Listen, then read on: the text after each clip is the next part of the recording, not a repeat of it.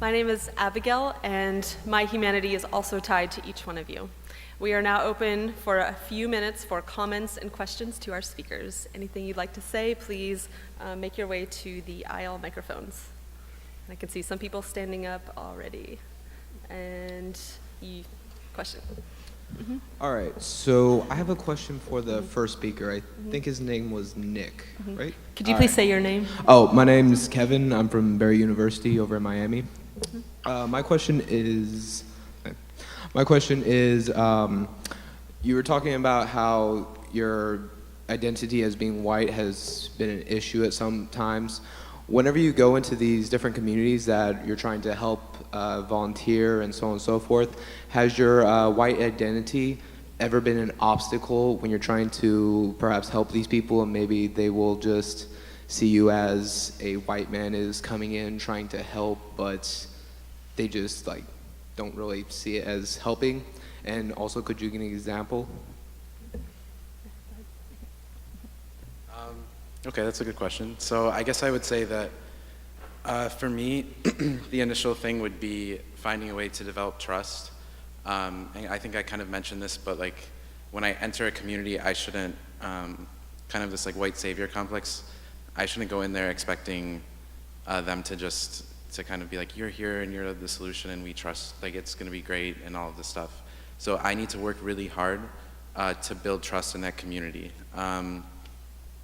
I guess like going back to the example of when I did this work in Detroit, it took a really long time for me to be able to have trusting relationships with the participants of the workshop.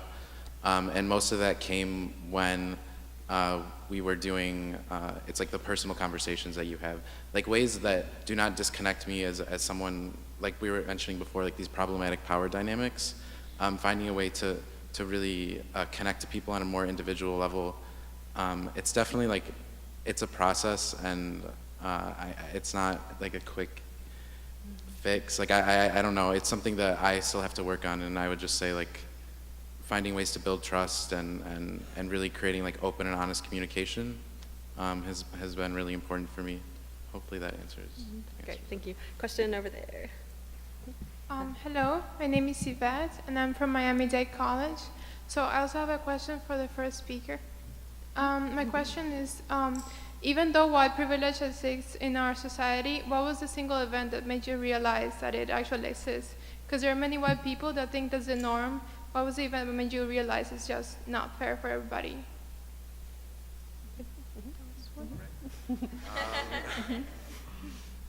I don't know, I jumped up so quickly, I don't know the answer right now. So I guess the single event that made me realize it existed is probably when I looked. So I would say when I was part of a global health organization on campus, we were talking about access to resources.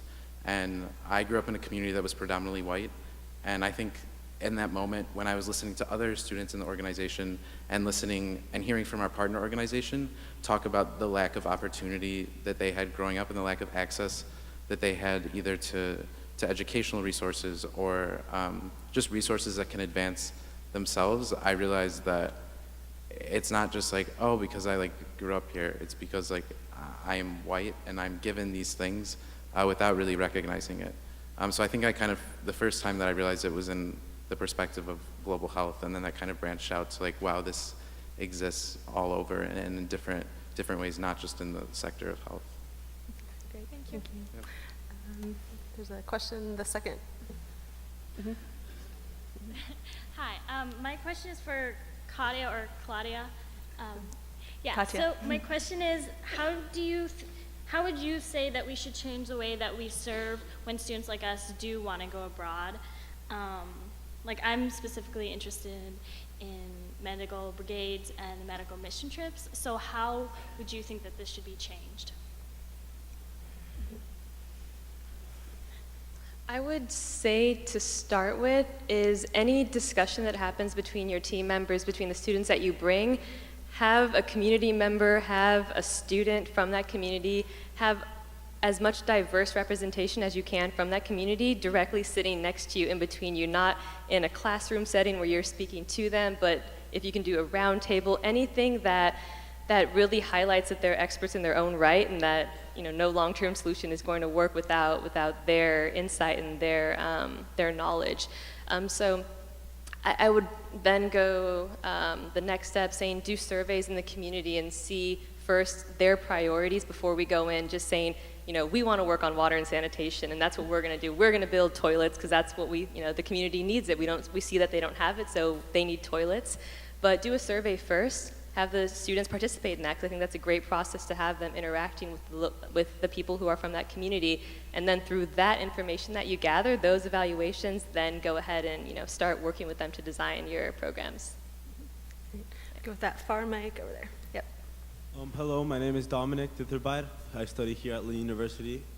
My question is, I realize that something everybody in college gets to in their mind is that we're capable of doing anything, just like Energy was talking about, that we can do anything. That's very important in college, and that's what sometimes all of us think. My question is, with that in mind, how do we stay motivated to changing the world? And more importantly, how do you guys stay motivated to changing the world? I'll take that first. Personally, I would say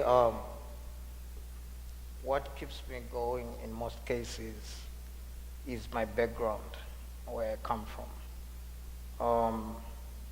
When I look at it, it's kind of like a continuous chain of poverty, the same mentality, and that idea that maybe, by just speaking to somebody else, I'm gonna break that chain. That's what keeps me going.